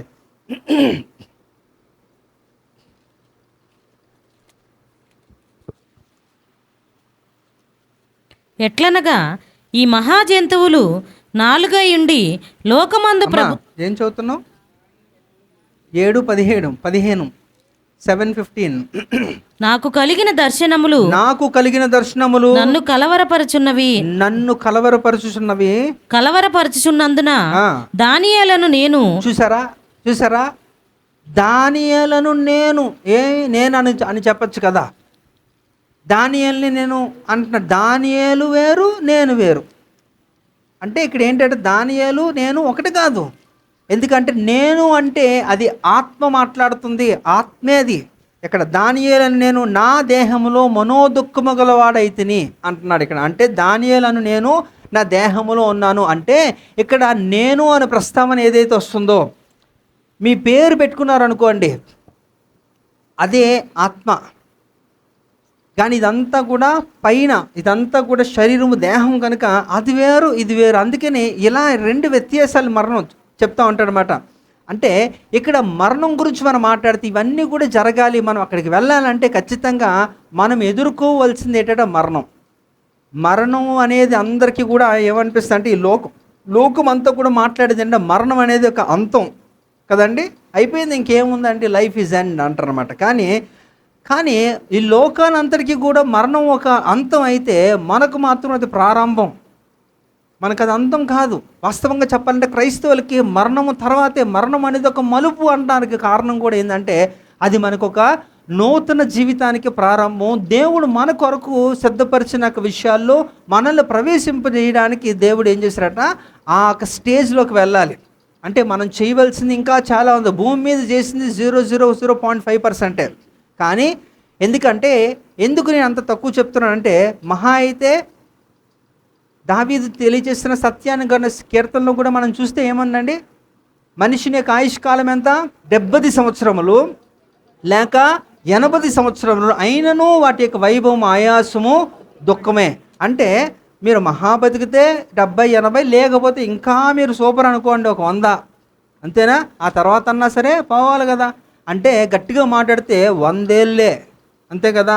ఈ 100 ఏళ్ళే నువ్వు ఇక్కడ చేయాలి. కానీ అక్కడికి వెళ్తే యుగయుగాలు కూడా నిత్యత్వములో, అది కౌంట్లెస్ ఇన్ఫినిటీ అన్నమాట. ఎంతో చాలా విస్తీర్ణలో మనం ఏం చేయబోతున్నాం, యుగయుగాలు ఉండబోతున్నాం. అక్కడ ఎంతో పని ఉంది మనకి. అందుకని ఇక్కడ ఏంటంటే, ఆ పని చేయడానికి ఏం చేయాలంటే, అక్కడికి వెళ్ళాలంటే, చేయాలంటే కూడా ఖచ్చితంగా ఇక్కడ మనం నీతిమంతులుగా తీర్చబడాల్సిందే. మనం నీతిమంతులుగా తీర్చబడితేనే మనము తండ్రి రాజ్యములో సూర్యుని వలె తేజరిల్లుతాం. లేకపోతే అసలు సంబంధమే లేదు. మనం ఎంత మీరు ప్రయాసపడండి, మరలా చెప్తే ఎంత ప్రయాసపడినా అది వ్యర్థమే. కాబట్టి ఇక్కడ కూడా చూద్దాం. 1 రాజుల గ్రంథం 2వ అధ్యాయం 2వ వచనం కూడా చూస్తే అక్కడ ఎంత చక్కగా చెప్తున్నాడు చూడండి. దావీదు ఎంత చక్కగా తన కుమారుడికి తెలియజేస్తున్నాడో. లోకులందరూ పోవలసిన మార్గమున నేను పోవుచున్నాను. చూసారా, లోకులందరూ పోవలసిన మార్గమునే నేను పోవుచున్నాను అంటున్నాడు దావీదు. తన కుమారుడికి హితోపదేశం చేస్తున్నాడు. అక్కడ చెప్తున్నాడు, బాబు నేను రాజైనా, భటుడైనా, సామాన్యుడినైనా అందరూ ఎలాగెళ్తారో అలాగే వెళ్ళిపోతాను నేను కూడా. రైట్, నాకు సమయం వచ్చేసింది, నేను వెళ్తున్నాను అదే మార్గంలో. అయితే ఇక్కడ కూడా చూడండి, లోకులందరూ పోవలసిన మార్గమున నేను పోవచ్చును అన్నాడు, కానీ నేను చనిపోతున్నాను అనలే. అంటే ఇక్కడ ఏంటంటే మరణాన్ని ఇక్కడ ఒక విధంగా ఒక పేరు పెట్టాడు, ఏంటంటే మరణానికి మార్గమని. అంతేనా? మరి అదే కదా ఆ లెక్క. నాకు అర్థమైంది అది. ఇక్కడ నేను చచ్చిపోతున్నాను రా అని అనలేదు ఆయన, చచ్చిపోతున్నాను అనలేదు ఆయన. లోకులందరూ పోవలసిన మార్గమున అంటే అది ఒక మార్గం అని తెలుసుకోవాలి. మరణం అనేది ఒక మార్గము, దేనికట? దేవుని రాజ్యములోకి వెళ్ళడానికి. హల్లెలూయా. ఇప్పుడు మనక సంఘ కాపరి గారు మన మధ్యలో లేరు, ఎందుకంటే ఆయన మార్గమును అనుసరించి తండ్రి రాజ్యమునకు వెళ్ళిపోయాడు. వెళ్ళారా లేదా? వెళ్ళి అలా కూర్చున్నారా? ఏం చేస్తున్నారట? తేజరిల్లుతున్నారట. ఎవరు? నీతి సూర్యుడైనాక యేసు ప్రభు ఎదుట ఆయన ఏం చేశారట? పరదేశంలో తేజరిల్లుతున్న. నమ్మట్లేదా మీరు? నమ్మలేకపోతే ఇప్పుడే మీకు ప్రూఫ్ ఇస్తాను. నాకు గన్ ఇస్తే మిమ్మల్ని కాల్చి మిమ్మల్ని వెళ్ళి చూసుకోమంటాను. అంత ధైర్యం ఎవరికైనా ఉందా? ఇవ్వండి నాకు గన్ను.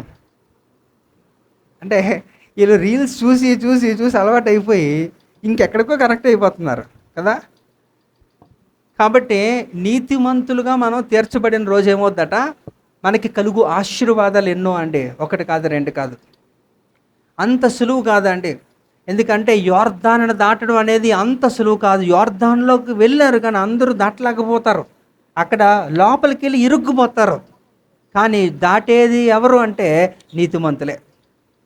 కనుక నీతిమంతులుగా మనం దేవుని చేత ఎంపిక చేయబడి పిలువబడితే ఎంతటి ధన్యత.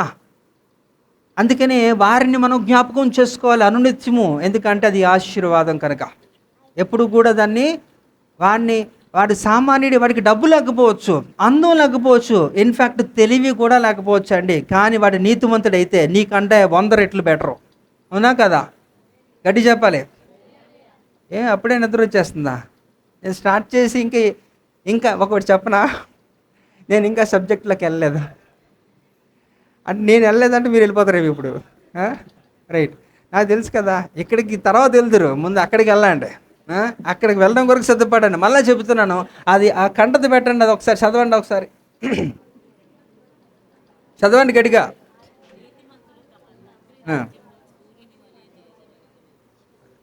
కదా, అప్పుడు నీతిమంతులు తమ తండ్రి రాజ్యంలో సూర్యుని వలె తేజరిల్లుదురు. ఇంకా పక్కన చెవిగలవాడు వినుడుగాక.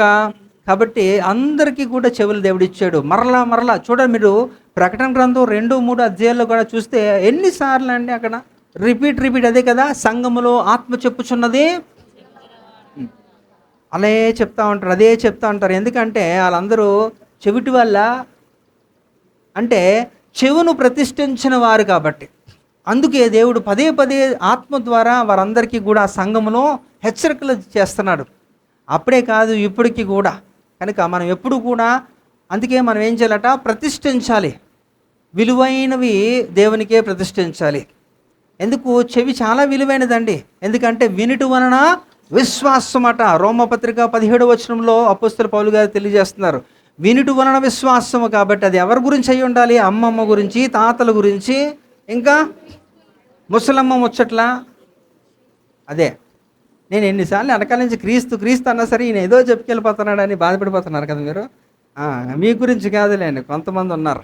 కనుక ఏంటట, క్రీస్తుని గురించి మనం వింటున్నప్పుడు మనము అనునిత్యము కూడా మనము ఏమి పొందుతామంటే విశ్వాసము వస్తుంది. కనుక ఇక్కడ ఆయన చెప్తున్నాడు, లోకులందరూ పో మార్గంలో నేను వెళ్ళిపోతున్నాను అని అంటున్నాడు ఆయన. అయితే ఆయన అది గమనించుకున్నాడు అనుకుంటా. ఎవరు? దావీదు గమనించుకున్నాడు. కాబట్టి ఆయన కూడా ఒక మాట అంటాడు, తర్వాత చూపిస్తాను నేను. ఇక్కడ చూద్దాం. ఇంకా యెహోషువ గ్రంథం 23:14 చూడండి ఒకసారి.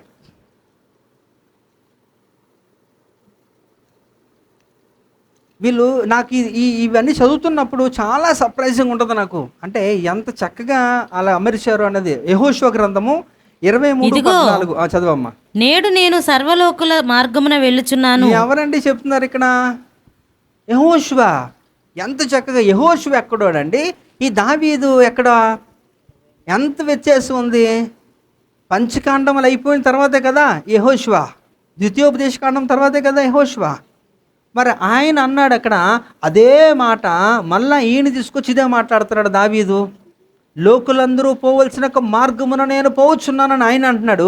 ఈయన కూడా అదే మాట అంటున్నాడు. ఎలా వాళ్ళిద్దరు అలాగ అనగలిగారు అంటే వారికి తెలుసు. ఎందుకంటే వారు దేవుని చేత సర్టిఫైడ్ రైచియస్ పీపుల్ అన్నమాట. వారు నీతిమంతులుగా, వారు దేవుని చేత ఏర్పరచబడి ఒక గుర్తింపు పొందిన వారిగా ఉన్నారు. కనుకనే పరిశుద్ధాత్మ దేవుడు వారితో ఎన్నో క్రీస్తు పూర్వమే ఈ యొక్క చక్కటి మాటలు వారి ద్వారా పలికించబడ్డాయి. ఇక్కడ ఇదిగో నేడు నేను అంటే దీని అర్థం ఏంటి? This is the end. యెహోషువ చనిపోయాక టైంలో మాట్లాడే మాట ఇది. చచ్చిపోతున్నాడు ఆయన, కానీ ఆయన ఏమంటున్నాడు? ఆయన కూడా చూడండి అంత చక్కగా, ఇదిగో నేడు నేను సర్వలోకులు మార్గమున వెళ్ళుచున్నాను అంటే ఆయన చనిపోతున్నాడు అన్నదాన్ని చాలా పాలిష్డ్గా చెప్పాడు. మనమైతే ఏమంటామండి, ఆడు చచ్చాడు, అవునా, ఆడు పోయాడు అంటారు అలాగా. కానీ ఇక్కడ వాళ్ళు ఏంటంటే వారికి తెలుసు వారి యొక్క మార్గము వారికి స్థిరపరచబడింది, ఆ మార్గము గుండానే నేను పరలోకానికి వెళ్తానని. వారు ఎంత బ్రతుకుండగానే వారు చెప్పిన మాటలు ఇవి చాలా చక్కగా. కాబట్టి ఎవరు కూడా అధైర్యపడన అవసరం లేదు. ఒకవేళ మరణం అనేది మీ కుటుంబానికి దర్శిస్తే, ఎవరినన్నా సరే దర్శిస్తే మాత్రం మీరు అధైర్యపడిపోయి అయ్యో అయిపోయింది ఇంకా అంతా అయిపోయింది అనుకోకండి. అదే మనకి ఒక మార్గం అని. ఆ మార్గము ఎక్కడికి కనెక్ట్ చేస్తుందండి?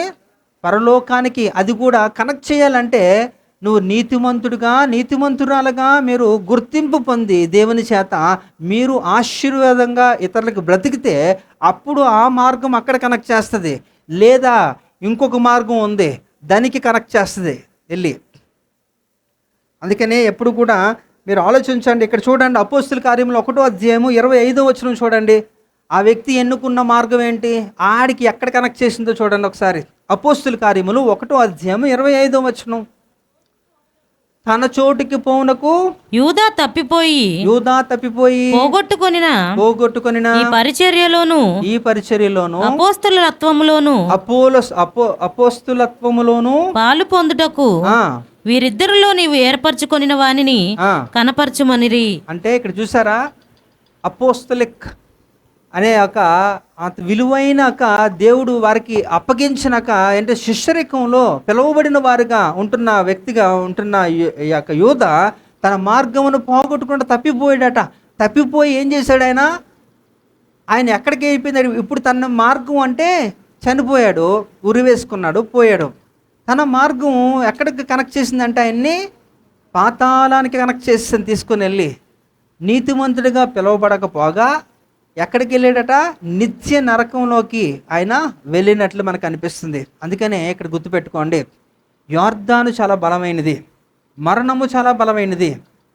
ఆ మరణం అనేది ఒక వ్యక్తి అని కూడా తెలుసుకోండి.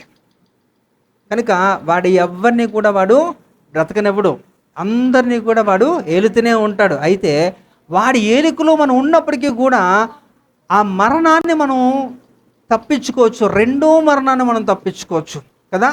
అయితే తప్పించుకోలేని గుంపు ఏంటో కూడా అలాంటి వ్యక్తిత్వము మనలో ఉంటే ఖచ్చితంగా ఆ వ్యక్తులకి అదే స్థిరమైన నివాసముగా తెలియజేస్తుంది. ప్రకటన గ్రంథం 21వ అధ్యాయం 8వ వచనంలో చూస్తే 8 గుణాలు కలిగిన ఆ వ్యక్తిత్వాలు అక్కడ కనిపిస్తాయండి.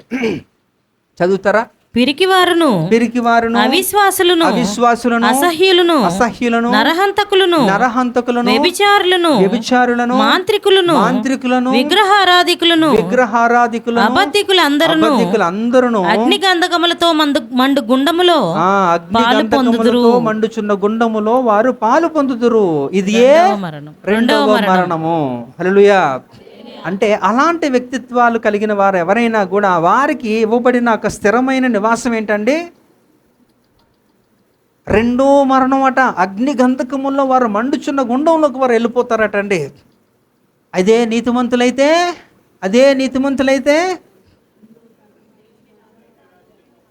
తండ్రి రాజ్యంలో సూర్యుని వలె తేజరిల్లుతారు కదండి. ఏది బాగుందండి? ఇదే బాగుందా? లేకపోతే అది కూడా సరదాగా చూద్దాం అనుకుంటారా? మరలా చెప్తున్నా, అలా సరదాగా చిన్నది ఏదో అలాగే వెళ్ళి వచ్చేస్తానంటే కుదరదు, వెళ్తే ఉండిపో అంతే. ఏదో అందుకనే 2 మార్గాలు అట. మన చర్చిలో చాలా చక్కగా పాడతారు కదండి. ఏంటండి? 2 మార్గాలు. ఒకటి ఇంకొకటి ఏది మోక్ష మార్గం? ఆ పాట పాడతావు కదమ్మా నువ్వు కదా. ఒకసారి మైకి ఇవ్వండి, చిన్న పాట పాడతారు. ఒకసారి పాడు. ఏడి మన వాయిద్యకారుడు ఏడి?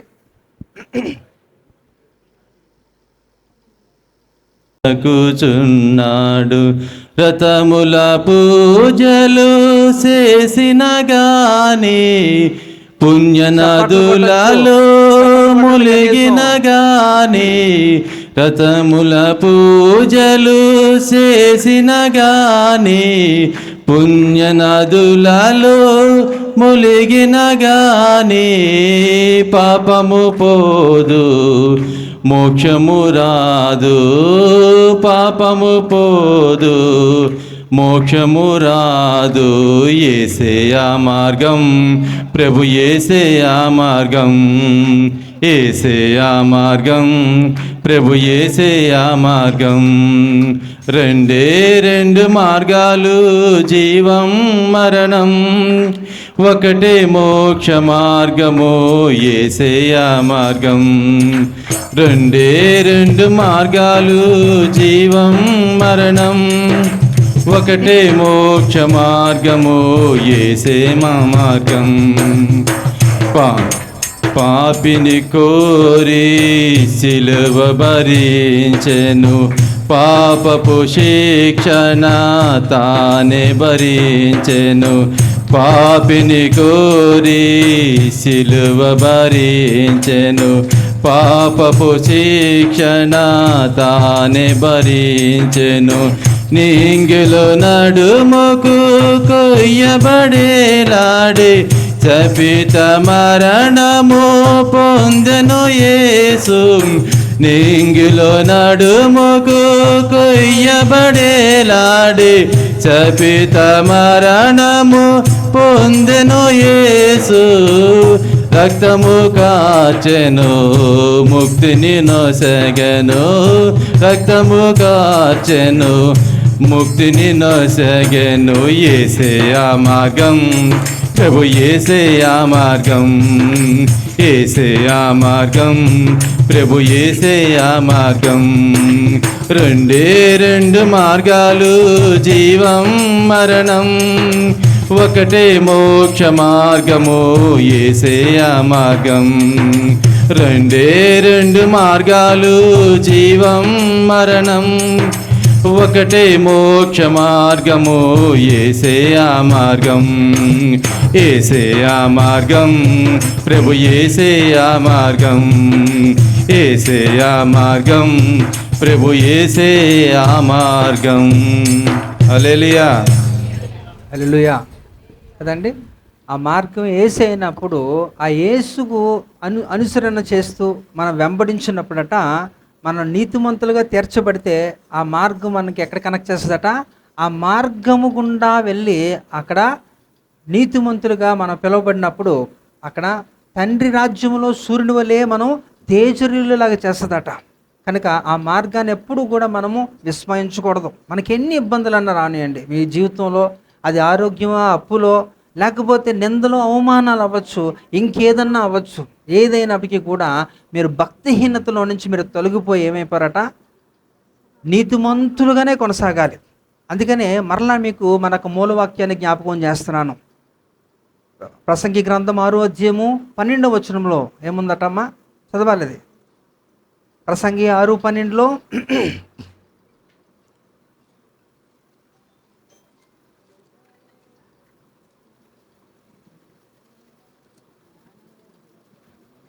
అంతసేపు పడుతుందా తీయడానికి? అది పెట్టుకోవాలి, అది ఎప్పుడు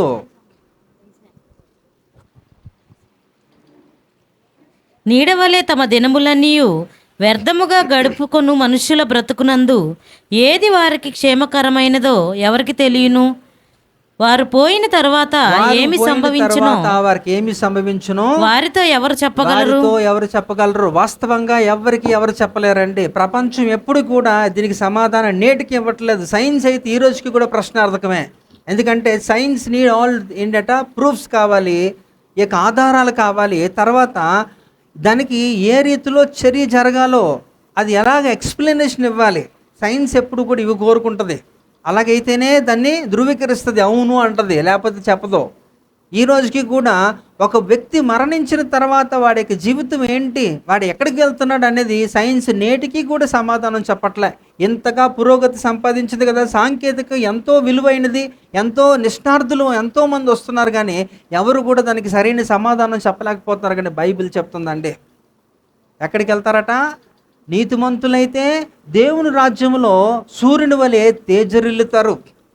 వారి యొక్క మార్గము ఎలా ఉంటుందంటే, అందుకనే లోకులందరూ పోవలసిన మార్గమును నేను పోవుచున్నాను అని తన కొడుకైన సొలొమోనుకి చెప్తున్నాడు. తను అర్థం చేసుకున్నాడు, తను ఎంత చక్కగా చెప్తున్నాడంటే, అందుకనే ఆయన ఒక హెచ్చరికగా ఈ యొక్క దేశానికి, ఈ యొక్క ప్రపంచానికి ఒక విలువైన ఒక మాట తెలియజేస్తున్నాడు. అది చూపించి నేను ముగిస్తాను. చూడండి, ప్రసంగి గ్రంథం 7వ అధ్యాయము 17వ వచనం చూడండి.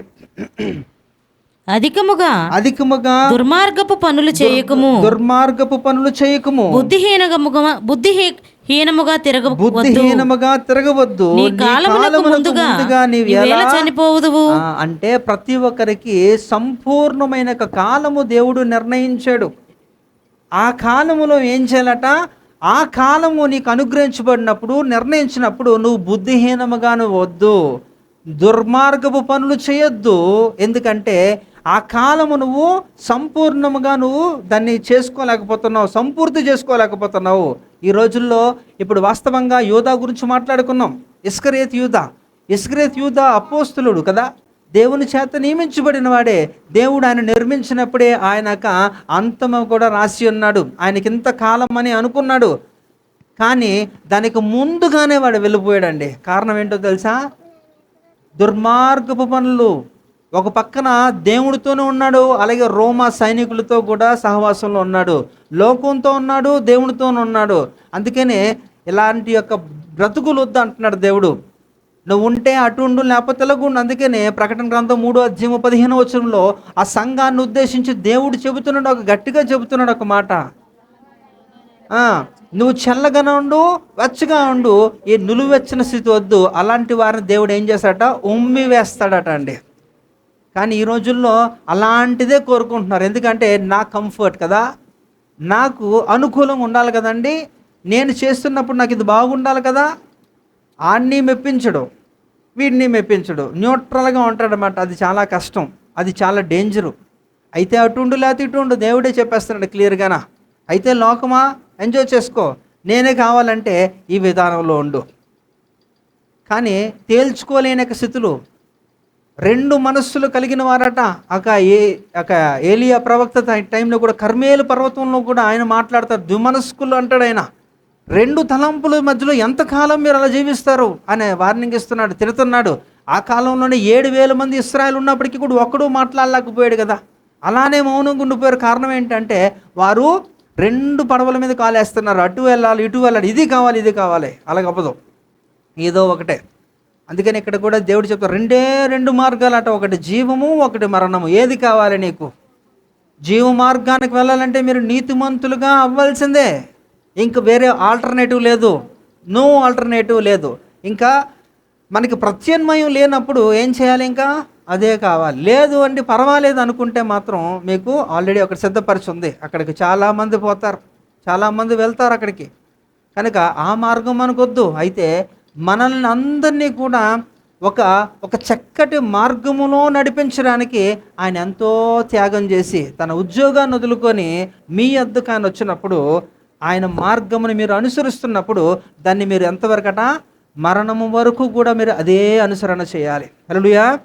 మనందరికీ ఒక నిరీక్షణ ఉండాలి. ఏంటంటే, నేను కూడా మా ఆత్మీయ తండ్రిని నా తండ్రి రాజ్యంలో ఆయన ఎలాగైతే సూర్యుని వలె తేజరిల్లుతున్నాడో అదే రీతిలో నేను కూడా ఆయనతో కలిసి ఒక పక్కన నేను కూడా తేజరిల్లాలి. ఆ తండ్రి రాజ్యంలోకి వెళ్ళాలంటే నేను కూడా ఇక్కడ నీతిమంతుడిగా బతకాలి అనే ఒక చక్కటి నిర్ణయం తీసుకోవాలి కదా. తీసుకోవద్దా? తీసుకోవాలి.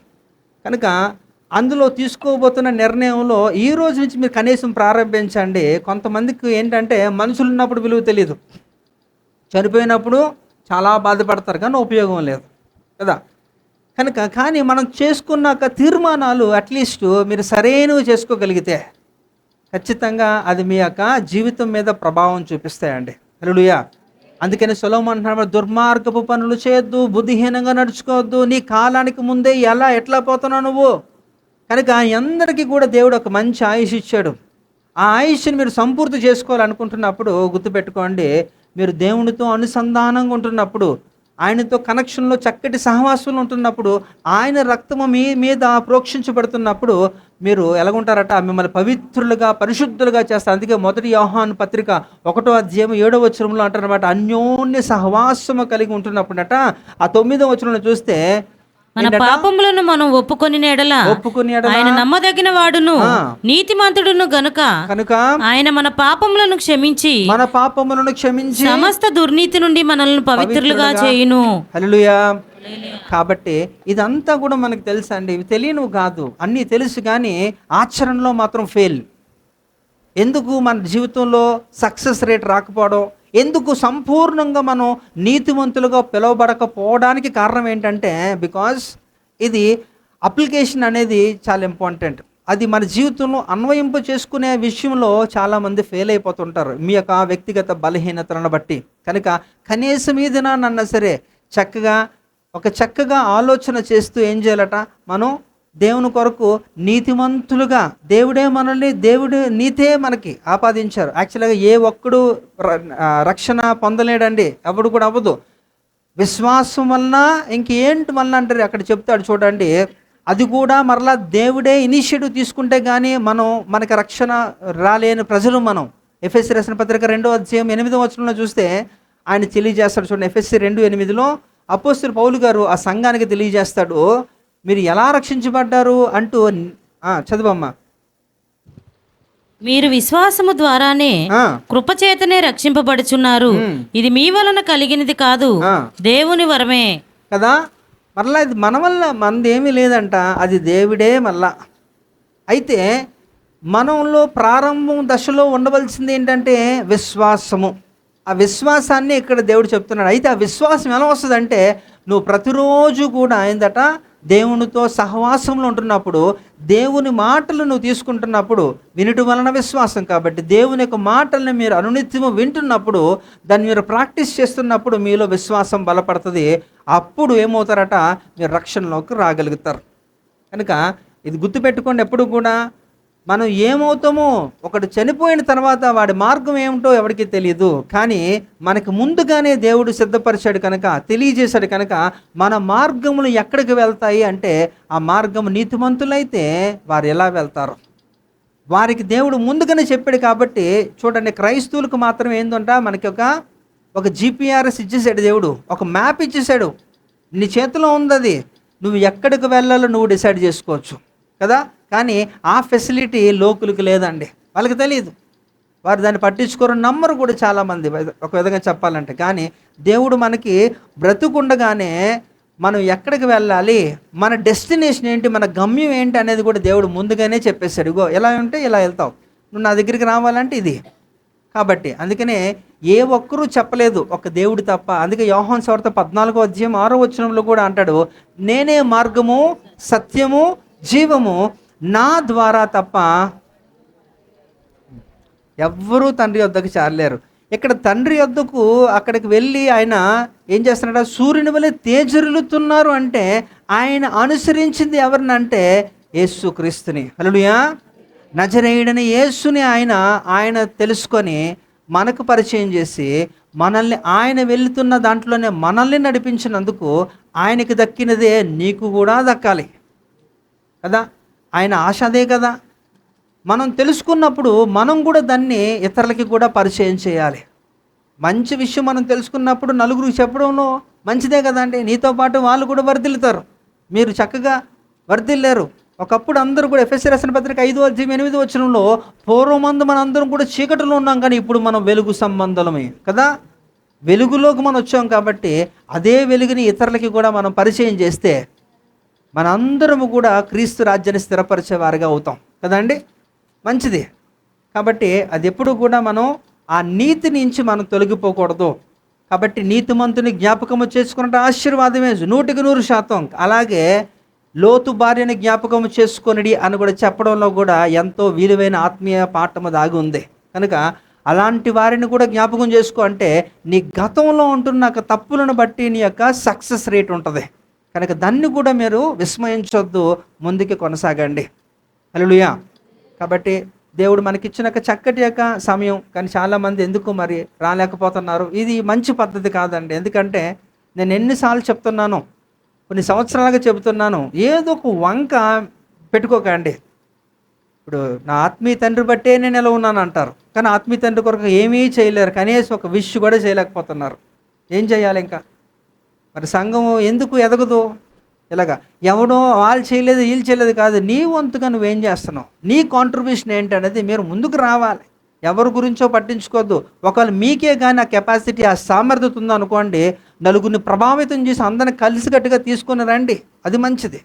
లేకపోతే మీరు మీ కుటుంబం యెహోషువలాగా ఏం చేయాలట, నేను నా కుటుంబం యెహోవాను సేవిస్తారన్న రీతిలో కనీసం మీ కుటుంబం కలిసి ఐక్యత రండి.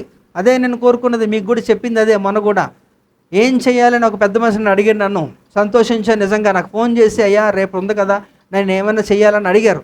ఆయన ఏం చేయకపోయినా కనీసం మాటకి నేను చాలా సంతోషపడిపోయాను. కానీ అది కూడా చాలామంది మరి వాళ్ళు అడగలేని పరిస్థితి. పాపకి సర్జరీ అయింది కదా ఎలాగుందని అడిగారు కొంతమంది, ఒకరిద్దరు. మరి మిగతా వాళ్ళ సంఘాన్ని అందరికీ కూడా నేను ఓపెన్గానే చెప్పాను కదా, ప్రార్థన చేయండి అని చెప్పాను. కనీసం ఎలా ఉందని అడగలేని యొక్క స్థితి అంటే మీరు ఎంత బిజీగా ఉన్నారో చూడండి. మీ అందరికీ వందనాలండి. హల్లెలూయా. మరి ఏం చెప్పాలి నేను ఇంకా? పాస్టర్ మీద అలగడం కాదండి, కొంచెం బాధ్యత కలిగి చేయండి. నా మీద అలుగుతూ ఉంటారు చాలామంది, నాకు పట్టించుకోలేదు, నాకు ఫోన్ చేయలేదు అంటారు. అది కాదు, ఇక్కడ నన్ను ఎవడు పట్టించుకుంటున్నాడు? నన్ను ఎవడు పట్టించుకున్నారా? లేదు కదా. ఇప్పుడు కూడా this is not a complaint, ఇది కరెక్షన్ చేసుకోవాలి. ఇప్పుడు చెప్పండి హల్లెలూయా గట్టిగా. అంతే, ఓకే. సరే, ఇప్పుడు మన మధ్యలో ఒక వ్యక్తి ఉన్నారండి, ఆయన నేను పిలవాలనుకుంటున్నాను. ఎవరంటే మన మధ్యలో తిమోతి గారు. ఒకసారి రండి, చప్పట్లు కొడదామా?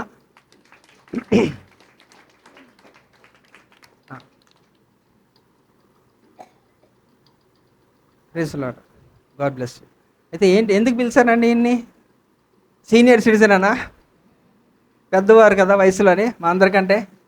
నాకు తెలిసి అంటే అక్కడ యంగ్ ఉన్నారండి, వాళ్ళు వదిలేయండి, వాళ్ళు కాకుండా మిగతా వాళ్ళతో పోల్చుకుంటే ఈయన పెద్దోడే కదండి. మరి పెద్దోడే. అయితే ఈయన సంఘం ముందు నుంచి కూడా మరి ఆయనతో పాటు మరి ఈయన సహకారంగా మరి ముందు ఉన్నారట. నాకు తెలుసు కథ, నాకు తక్కువ పరిచయం. అయితే ఈయన ఇప్పుడు ఎందుకు నేను నిలబెట్టానంటే, ఈయనకు ఒక పనిష్మెంట్ ఇవ్వాలనుకుంటున్నాను నేను. పనిష్మెంట్ ఇవ్వాలన్న వాళ్ళందరూ కూడా చేయొద్దండి ఒకసారి. మిమ్మల్ని ఎంత ప్రేమిస్తున్నారండి. చూడండి, ఎవరు మిమ్మల్ని పనిష్ వద్దంటున్నారు కదా. అయితే ఆ పనిష్మెంట్ ఏంటంటే, ఏర్రాడు అది ఇదన్నమాట. ఓకే, చప్పట్లు కొడదామా?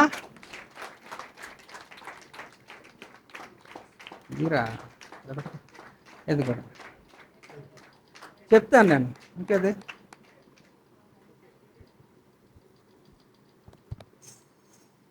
ఇవన్నీ ముందు కూర్చొని చేసుకొని పెట్టాల.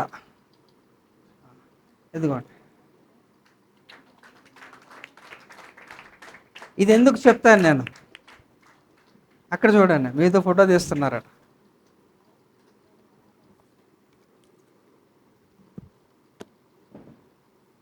ఓకే, సో రీజన్ ఏంటంటే, మరి ఈయన ఎందుకు నేను పిలవడానికి కారణం ఏంటంటే, ఇది మన సంఘమేనా? నాకు డౌటు. మన సంఘమేనా ఇది? మన సంఘమే. ఓకే, ఇది మన సంఘమే, మన సభ్యులే. సంఘం ఎదగాలంటే సహోదరుల ఐక్యత కలిగి నివసించడం ఎంత మేలు, ఎంత మనోహరం అండి. అందరూ కలిసికట్టుగా చేయాల్సిన పని ఏంటంటే, సంఘంలో అన్నిటిలో ఇన్వాల్వ్ అవ్వాలి. ఇంకా ఒక వింగ్ ఏం నడవాలంటే ప్రార్థన నడవాలి కదా. మరి ప్రార్థన చేసుకొని అందరూ పురుషులందరూ కలిసి ప్రార్థించుకోవడం అనే సంఘాన్ని బలపరిచే ఒక ఆలోచన మరి ఎందుకు లేదో నాకు అర్థం కావట్లేదు.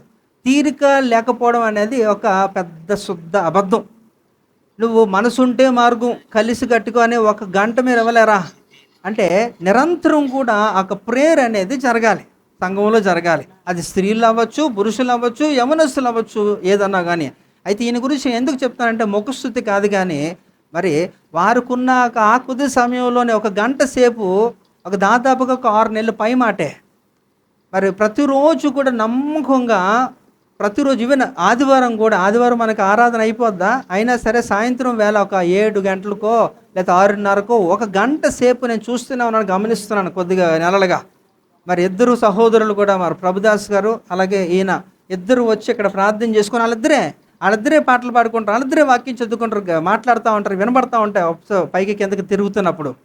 వారు అన్నీ చేసుకొని ప్రార్థన చేసుకొని వెళ్తున్నారు. మరి ఈ యొక్క ఆలోచన మిగతా వాళ్ళు ఎందుకు రావట్లేదు అనేది నా ప్రశ్న. సరే, మరి మీ వ్యక్తిగతం నేను దాని గురించి ఎక్కువ మాట్లాడదలుచుకోవట్లేదు, కానీ కనుక it's a kind of encouragement. ఒక స్ఫూర్తిగా మనకు ఉన్నారు కనుక వారిని బట్టి కనీసం మీరు కూడా నేర్చుకోండి. మంచి నేర్చుకోవడం తప్పులేదు కదా, ప్రార్థన ఏం తప్పండి కాదు కదా. ఆయనతో పాటు కూడా మీరు కూడా ఏకీపిస్తే ఇంకా మంచిదని నా అభిప్రాయం. కానీ అది మీరు చేయలేరంటే నేనేం చేయలేను, ఎందుకంటే వారు కూడా చెప్పారు కానీ ఎవరు సహకరించట్లేదు. కానీ ఈ విషయంలో వారు చాలా చక్కగా చేస్తున్నందుకు దేవుడు మిమ్మల్ని దీవించిన కాకండి. God bless you. అలాగే ఇంకొక ఆయన కూడా మనకు తెలిసింది కదా, రండి, మన ఏమంటారు ఆస్థాన విద్వాంసులు చాలా చక్కటి యొక్క పాటలతో అందరినీ కూడా అంత చక్కగా ఎంకరేజ్ చేస్తున్నారు. మరి వాళ్ళ గాత్రం ఎంత మంచిదో, చక్కగా వారికి ఆసక్తి ఉంటుంది చేయాలని, కానీ అయినప్పటికీ కూడా వారు ముందుకొచ్చి ప్రతిరోజు కూడా మరి వాళ్ళిద్దరూ కలిసి వారు ప్రార్థన చేసుకోవడం. ఇదిగోండి.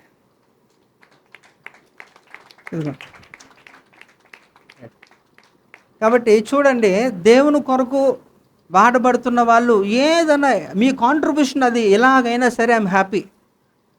ఎలాగైనా సరే మీరు ఏమీ నాకు మనులు మాణిక్యాలు ఇవ్వద్దు నేను చెప్పాను ఎన్నోసార్లు. మీరు సంఘానికి కరెక్ట్గా రండి, కుటుంబాలతో రండి, క్రమశిక్షణగా సమయాన్ని పాటించండి. ఎలాగా ప్రార్థన అన్నా సరే మీరు చేస్తే అది మంచిదని నా అభిప్రాయం. ఇక్కడ ఎవరిని కించపరచట్లేదు, కానీ మీరు మార్చుకోవాలి, సరి చేసుకోవాలి. కనుక మరి వాళ్ళకి ఖాళీ లేదంటే వారి కిరాయిలు వేసుకోలేరా? గంట మీకే కిరాయిలు దొరుకుతాయా, లేకపోతే మీరే సంపాదించాలా? 1 గంట మీరు దేవునికి ఇవ్వలేరా? అది సంఘం కొరకు వాళ్ళు చేస్తున్నారు, వ్యక్తిగతంగా వారు కూడా అది ఆధ్యాత్మికంగా ఎదుగుతున్నారు. కనుక చిన్నవారు కానీ పెద్దవారు కానీ యవనస్తులే కానీ ఎవరైనా కూడా ఏదన్నా సరే ఇది నాది అని నువ్వు ఫీల్ అయినప్పుడు, ఇది నా సంఘ కాపరి నన్ను ఎలా నడిపించాడు, ఆయన వల్ల నేను ఎలా ఉన్నాను అంటున్నప్పుడు, మరి ఆ క్రియ రూపంలో కనబడలేనప్పుడు అది 0. అందుకనే అంటాడు కదా, క్రియలు లేని విశ్వాసము మృతం, వేస్ట్. కనుక ఒక ప్రొడక్టివిటీ ఏదన్నా పని చేయగలిగితే నేను చాలా సంతోషపడతాను. అండ్ ఒకే ఒకటి ఇక్కట్లో మీరు గమనిస్తే మన సంఘము అది చిన్నదైనప్పటికీ కూడా ఎంకరేజ్ చేసే దాంట్లో చాలా పెద్ద మనసు మనది. ప్రతి ఒక్కరిని కూడా స్టేజ్ దగ్గర పిలిచి వారికి అవకాశాలు ఇస్తాం, చిన్నోళ్ళు కానీ పెద్దోళ్ళు కానీ. మీరు ఏ ఇతర చర్చిలో చూడండి, ఆ పాస్టర్ కుటుంబం తప్ప ఎవరు ఉండరు, నో ఎంట్రన్స్, వేరే వాళ్ళకి ఛాన్సే లేదు.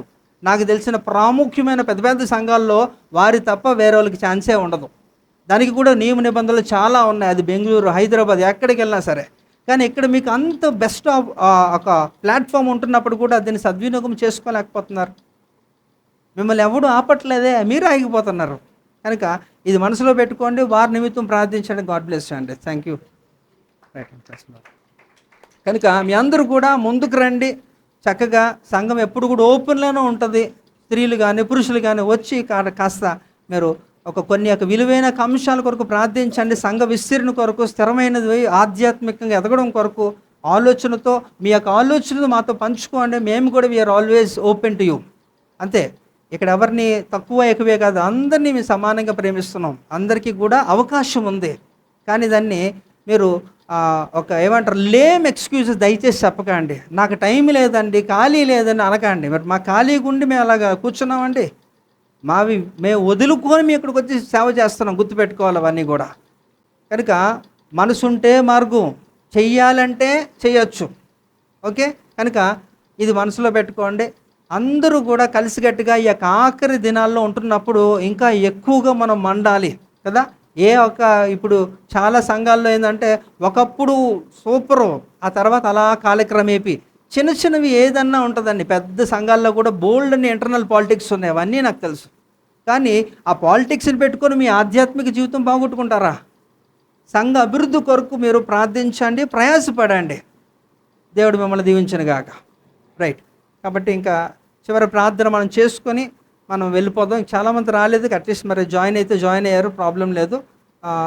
ఒక్కసారిగా మనం అందరూ కూర్చోడానికి అవ్వదు కాబట్టి కొంచెం పెద్దలు ఉంటున్న వారు దయచేసి వారిని ఒక క్రమంగా కొద్ది మందిని పంపించండి, అక్కడ సీటింగ్